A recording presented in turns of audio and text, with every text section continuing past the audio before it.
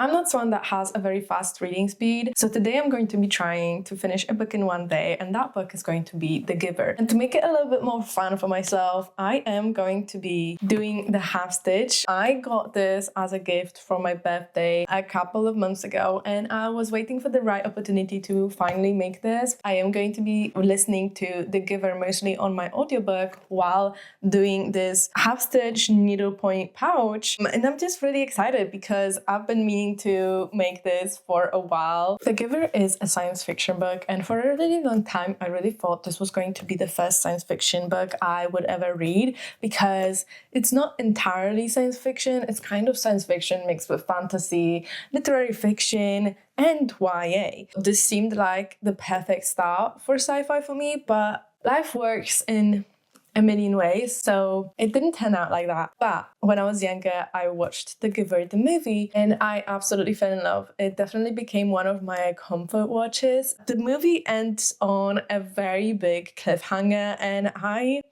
was always left in that doubt, in that unknowing. So I would really like to know what actually happens at the end of it. And why am I doing a half stitch pouch, you might ask? Is because when I was younger, we had technical classes. I don't know what they're called in English. And we had a lesson where we had to do a half stitch canvas, and I absolutely fell in love with half stitch. It's just a very comforting and easy thing to do. It takes my mind off of things, and it's just something really nice to do. And ever since then, I've been trying to find something similar, but I couldn't find pre-printed canvases anymore. I don't know if that's just not a thing in England. I think it's just really hard when you have to somehow calculate how to do the print and kind of draw on it yourself. I'm not very good at drawing, so I was very intimidated by that. And I'd have to decide for myself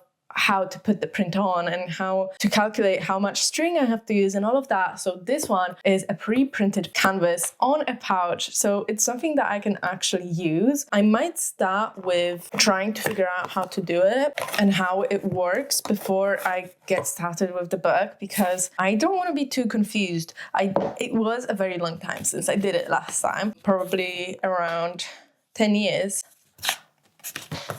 Oh my god. Guys, I'm feeling old right now. Oh, but look how cute it is.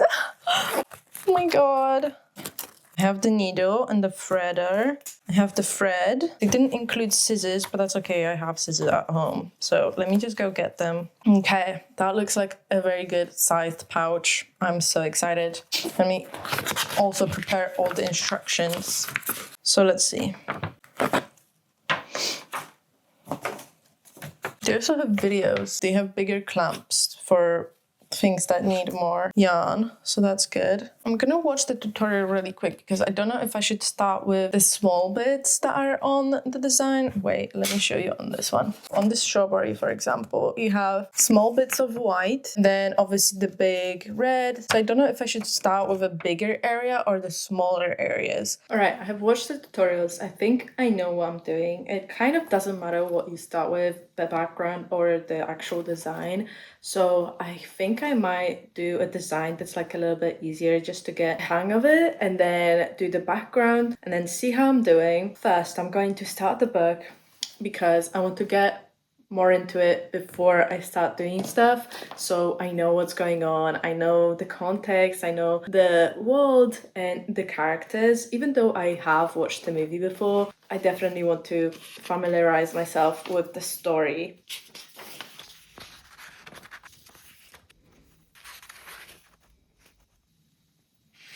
So I actually read 3 chapters so far. It is a very dystopian world. We have this world made up of very strict rules, and if you do not abide by the rules, you get released. We also have these very strict hierarchies and levels, I would say, in the life. You're not born in a family already. The family is chosen after you become a one, and that's the first stage of life. You become a one, and that's when you get a name and where you get your family. So that's how we know a family in this world can only be made up of the man, the wife, one male child and one female child. You cannot have any more children. And we also find out that every career that everyone has is chosen at the ceremony of 12. Basically, when you're 12, this community of elders that have been studying you all over your life pick what vocation you're going to be in for the rest of your life, what you're going to be doing, what you're going to be training in,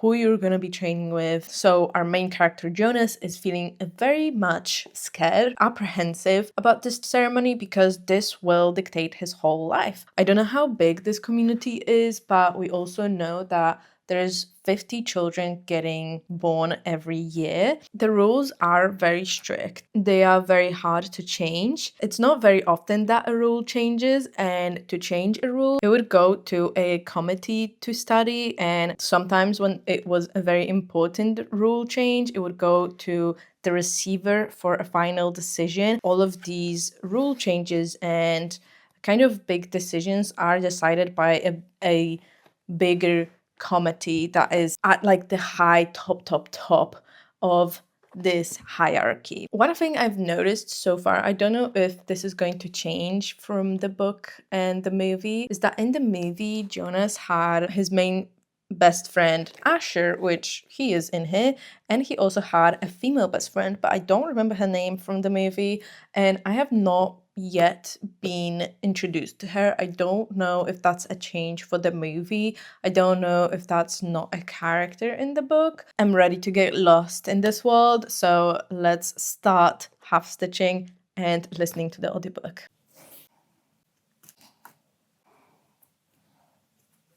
Oh, they also don't really know many normal things. They don't seem to know the words for certain things like teddy bear or a hippo, and the language itself is very, very important. Like, you can't use wrong words for things, and feelings are very important. Everyone needs to know your feelings, and every day in the evening there is an evening of feelings, and you have to confess what you've been feeling today.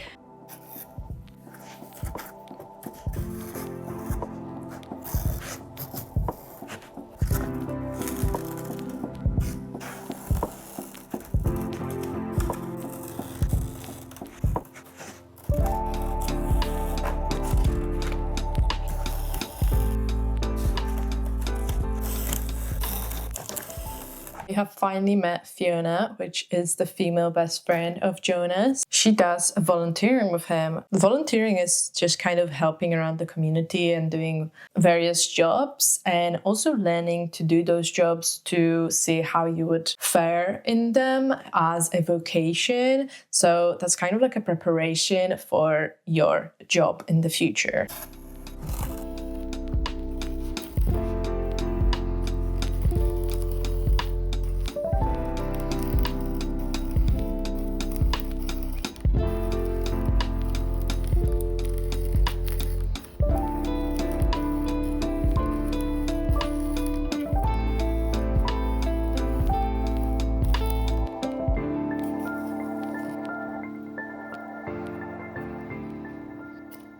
It has just been the ceremony of 12 where everyone gets their assignments, and unfortunately our main character was skipped when it was his turn to be called upon. He was obviously very distraught as to why he wasn't called, because if you don't get assigned to something, that means you have done something wrong. But at the end of everyone's assignments, when everyone has had their assignment put forth, he is called up on the stage, and the elder chief apologized to everyone in the audience for causing the anxiety and upset, and especially to Jonas, but says that he has been selected as the receiver of memory. This is a job that is required of just one person. He does not have a group. He will not be in training with anyone else, and he will not really be observed as much as the others, because this is a job that can be only taught by one person and is overseen by one person, which is the previous receiver of memory. This community is forged on sameness.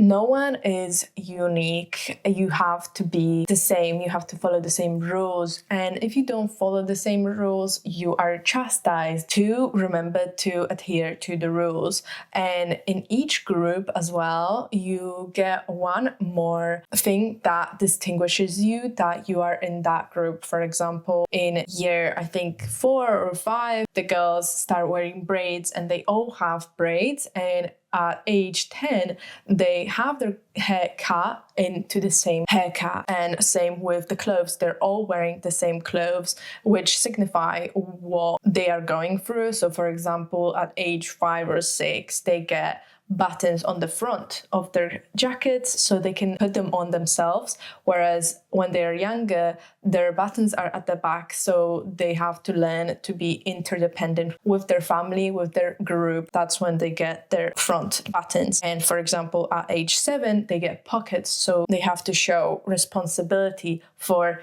their belongings in their pockets. So as you might imagine, Jonas being singled out as someone that isn't overseen by anyone, and also being the sole person in training in his vocation, he's very much scared as to what's going to happen. He doesn't want to be unique. He has also started noticing some certain things, for example, stirrings, where he had a dream where he basically displayed desire for Fiona, and when he confessed that in the morning, his parents started giving him pills to suppress those stirrings. It's implied that when you're released, you can go to a different community, but it's also used for elderly people where their life is coming to an end and they are also released. So it is, I think, believed that the release is different for each group, because there's also releases for newborns that don't really fit the standard of the healthy newborn. So healthy weight, healthy development of skills. This is a very ordered community, as we can see. To be out of the order is considered dangerous. And I think his assignment is going to make him on edge and start making him a little bit more out of the order.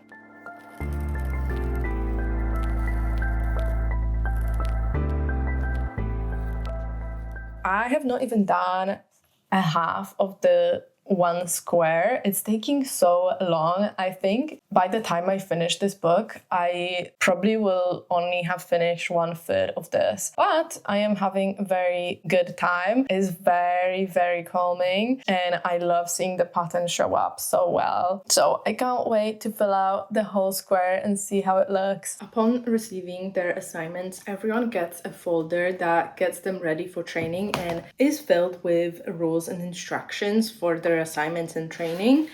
But when Jonas opens his folder, there's only one single printed sheet, whereas others have very thick folders with a lot of instructions and a lot of details and a lot of descriptions of their futures and the rules they will have to abide by. And in his rules, not only does he find out that he will have much less time for recreation and basically being with his friends, he also has exemptions from standard rules. For example, he is now exempt from rules governing rudeness. He can ask any question of anyone and receive answers. He can't discuss training with any other people. He doesn't have to tell his dreams to anyone, which is how his parents found out about his stirrings initially. He is not permitted to apply for release, so even if he wanted to be released to another community, he's not allowed to do that. And he can lie, which this has been a rule throughout his whole life, a very, very important rule to not lie, as well as being very precise with his speech. When he was younger, he once said, "I'm starving," and he was taken aside for a private lesson to say that he was not in fact starving, he was just hungry. To say that he was starving was to say a lie. But now he can say lies as small as that and as big as anything he can think of. I've moved to the sofa because I was getting really uncomfortable sitting on the floor, but I have just finished the first square. It is 1:30. I've started reading at 10 and I'm at 70% of the book. I'm actually gobsmacked because I feel like I don't think I'm going to be able to finish another square at all in this video while reading the book. I love this story. It deals with a lot of memory, as you might guess, because our main character gets the memories of the elder and he will have to kind of continue the cycle of the memory.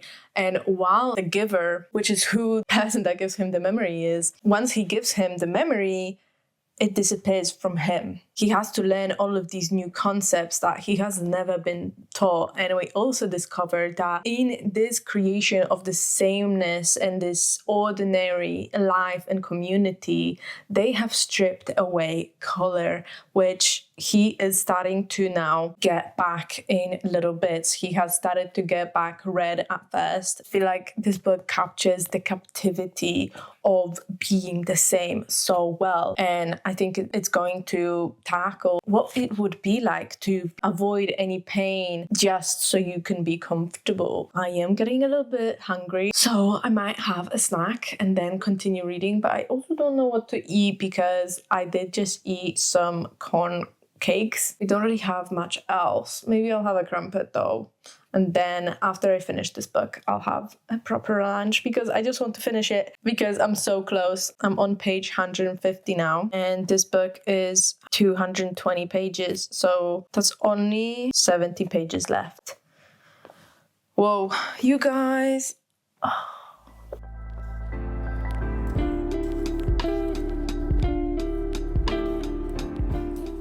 After Jonas starts training for his new role as the receiver of the memory, he of course gets more and more memories, and with those he gets more and more understanding of the world and what was before the community was formed. He not only gets nice memories and memories of things that no longer exist, for example, a sled and snow, and understanding that for snow to exist, there had to be a certain risk taken for the enjoyment of the snow and the seasons to be there. But he also learns of the gruesome parts of history and the real world. But that's what makes him realize that living in a comfortable bubble doesn't really mean that you know everything and that you're experiencing the world as you should be. You can miss out on vital things like sunshine, on family love, desire, and actual romantic love. I feel like this book touches on so many important messages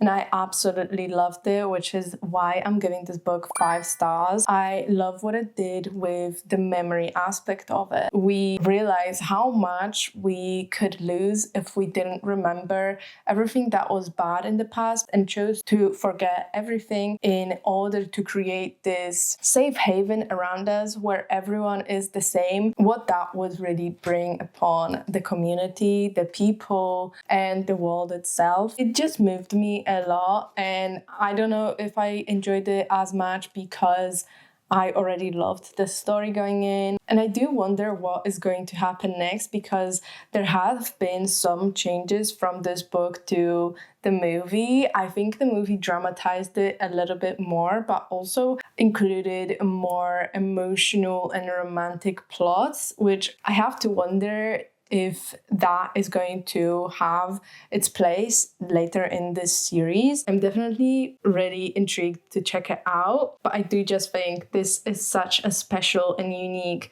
dystopian world and dystopian story. It was written in the 90s, so it might not have been the most progressive idea ever, but this might have been one of the parts that sped the dystopian era of 2010s. I feel like this is definitely a classic in those type of stories, and if you haven't read it, definitely check it out, and if not the book, definitely the movie. I have to say I highly underestimated how long it would take me to do the whole pouch.